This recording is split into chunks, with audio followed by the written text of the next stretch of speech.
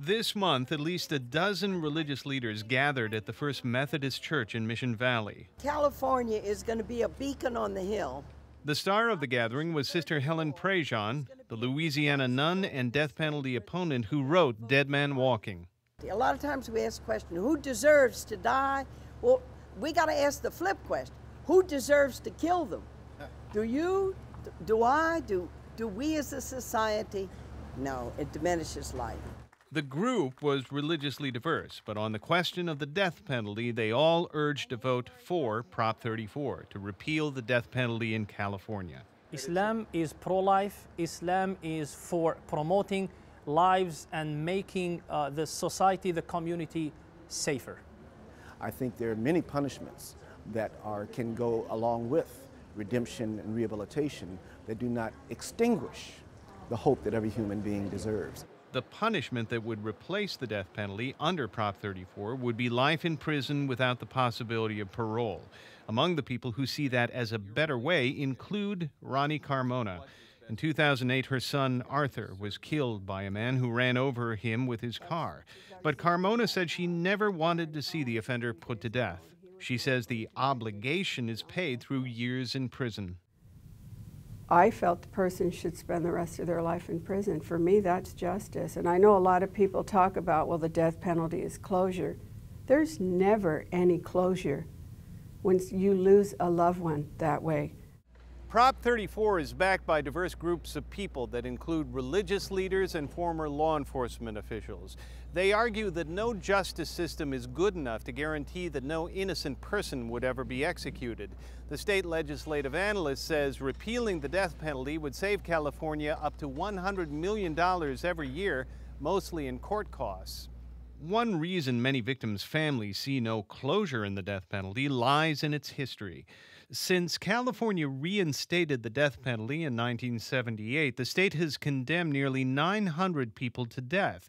It has executed only 13. This subject came up at a legislative hearing on Prop 34. There, former L.A. District Attorney Gil Garcetti said the state's inability or unwillingness to actually execute people was good reason to abolish capital punishment. The system is broken, it's dysfunctional, and underline this, it cannot be fixed. But not everyone accepts the argument that the death penalty should be abolished simply because the state has failed to make it work, bogging it down, they argue, with cost, red tape, and appeals.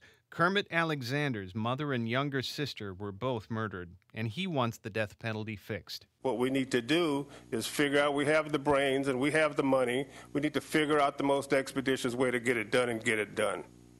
Daniel Lamborn agrees. He's Chief Deputy District Attorney for San Diego County.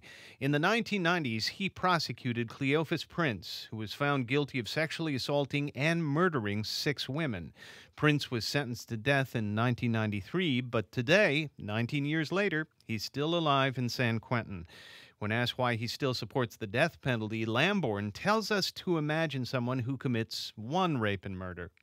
Well, here's somebody else who does that not once, not twice, but 6 times, where he terrorizes and essentially tortures and kills and sexually assaults women.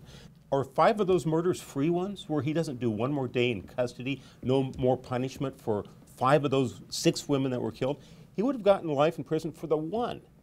And so we tell him, send the message out to the community, hey, once you do one murder, you might as well do a dozen, because there won't be one more day in custody for that. California death row inmates are much more likely to die of natural causes than execution. They typically stay on death row for more than 20 years. Lamborn says given the political will, California can speed up the appeals process. But in the end, the issue for both sides isn't about cost or delays. It's about doing what's right.